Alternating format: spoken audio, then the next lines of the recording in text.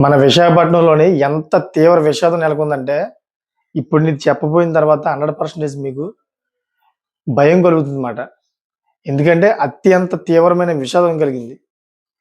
అదేంటంటే విశాఖపట్నంలోని ఒక యువతి తన స్నేహితులు అంటే మగ స్నేహితులన్నమాట యువకులు. ఆ యువకులు 6గురు మొత్తం. ఆ 6గురిలోని ఎవరో ఒకరు బర్త్‌డే జరుగుతుందంట. ఆ బర్త్‌డే వేడుకల కోసం ఈ ఈ యువతి వాళ్ళ ఫ్రెండ్ కాబట్టి యువతిని ఇన్వైట్ చేశారు. ఇన్వైట్ చేస్తే వాళ్ళ తల్లిదండ్రులకి చెప్పి మరీ ఎళ్ళిందన్నమాట. ఆ యువకుల దగ్గరికెళ్ళింది. ఈ బర్త్‌డే సెలబ్రేషన్ చేయడానికి. కానీ రాత్రి ఏమైందో తెలీదు గానీ, తెల్లారేసరికి ఆ అమ్మాయి అయితే విగత జీవితగా పడి ఉంది. అది కూడా ఎక్కడ అంటే మెడికవర్ హాస్పిటల్‌లోని ఆ అమ్మాయినైతే అడ్మిట్ చేశారు.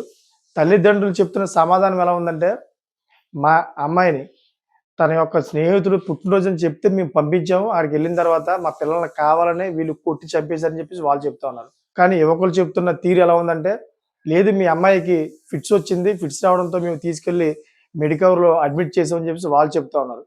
కానీ తల్లిదండ్రులు మాత్రం ఆ డెడ్ బాడీ మీద దెబ్బలున్నాయి. అదేవిధంగా మొత్తం మీద గొంతంతా కూడా కమిలిపోయి ఉందని చెప్పేసి వాళ్ళ తల్లిదండ్రులు కూడా చెబుతున్నారు.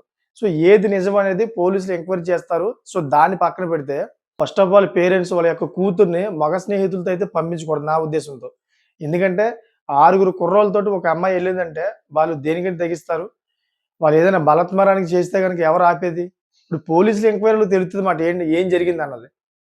అందుకని చెప్పేది మాట ప్రతి ఒక్కరు కూడా.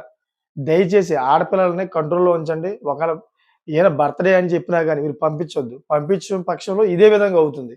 ఇప్పుడు ఎవరు మోసం చేశారు, ఎవరు మోసం చేయలేదనే విషయం ఇప్పుడు బయట పడేదాకా ఎవరికీ తెలీదు.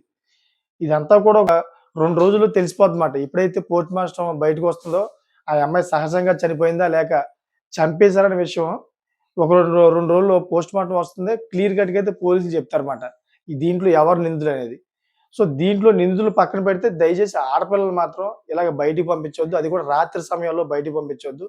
అది కూడా ఫ్రెండ్స్ పేరుతోటి అది కూడా మగ ఫ్రెండ్స్ తోటి మాత్రం అస్సలు పంపించొద్దు. ఎందుకంటే ఇటువంటి సంఘటనలు జరిగే అవకాశం ఉంటుంది కాబట్టి. మీకేమనిపిస్తుందో కామెంట్ చేయండి. అదేవిధంగా ఇటువంటి లేటెస్ట్ ఇన్ఫర్మేషన్ కోసం ఛానెల్ సబ్స్క్రైబ్ చేసుకోండి. Thank for watching friends.